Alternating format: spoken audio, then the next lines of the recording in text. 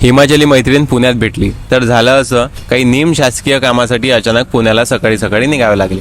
मधात कारंजाच्या आधी अवकाश दादा भेटला. त्यांनी काही गोष्टी दिल्या आणि टाटा बाय बाय केला. मग दादाचा टाटा बाय बाय घेऊन आम्ही निघालो थेट पुण्याच्या दिशेने. वाटेत थोडा टाइमपास, थोडं जेवण आणि इरासोबत खेळून थेट पोहोचलो पुण्यात दादाकडे. दादाची मुलगी थोडी कन्फ्यूज होती, कारण इराने तिच्या सॉरीवर कब्जा केला होता.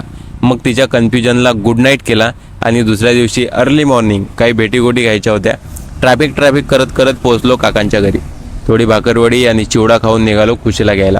क्षणभरही टाइमपास न करता तिला घेऊन गेलो मामांकडे, कारण अस्सल मराठमोळी जेवण मामींनी बनवून तयार ठेवलं होतं.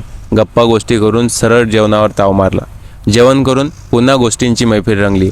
मग इरासोबत थोडा टाइमपास झाला, व्हिडिओ कॉलवर चर्चा झाल्या, म्हणजे बराच वेळ निघून गेला. मज्जा आली. टिक्का बुक्का करून निघालो सृष्टीकडे.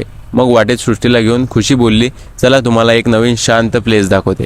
मग तेच इरासोबत टाइमपास, थोडेसे फोटो, व्हिडिओज आणि बऱ्याचशा गोष्टी करून सृष्टीला सोडले.